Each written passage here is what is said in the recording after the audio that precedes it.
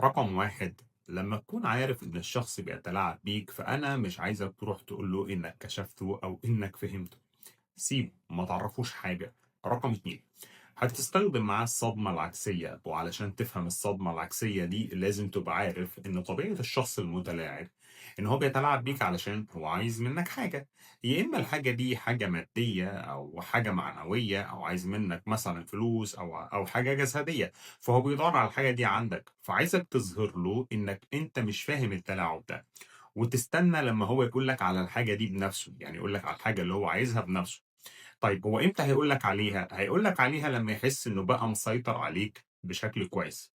في الوقت ده هو هيقول لك، ولمّا تعرف أنت الحاجة اللي هو عايزها منك، أنا مش عايزك ترفض مباشرةً، لكن تأجّل طلبه منك. وهو هنا هيتصدم منك لإنه كان متخيل إنه اتمكن منك خلاص، ومجرد ما يقول لك على الطلب بتاعه ده أنت مش هترفضه. وهو ده الصدمة العكسية، لإنك كده صدمته برفضك. رقم 3، في المرحلة دي أنت محتاج ترفع ثقتك بنفسك أكتر وتقرا عن الاستحقاق بالنفس وإزاي ترفع استحقاقك بنفسك.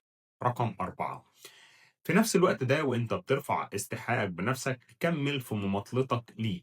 كمّل في المماطلة معاه، يعني لمّا ييجي يكلمك كل شوية عن الطلب بتاعه تجاهل أنت الطلب ده، ولمّا يتكلم فيه رُد عليه وقُل له بعدين مش وقته، أصله مش مناسب دلوقتي معايا، وده هيخلّيه يتعلق بالطلب بتاعه أكتر.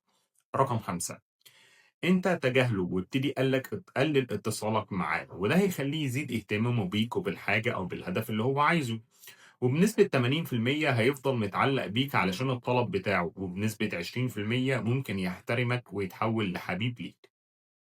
رقم 6، أنت كده ماطلته لفترة، وبعدين دلوقتي ارفض الطلب بتاعه بشكل واضح وصريح وبشكل مباشر، وده هيخلّيه يفهم إنك فهمته، وهو هنا ما بقاش قدامه دلوقتي غير حل من 2، يا إما إنه يبعد عنك وينهي العلاقة دي، أو إنه يغيّر طبيعة العلاقة لاحترامه.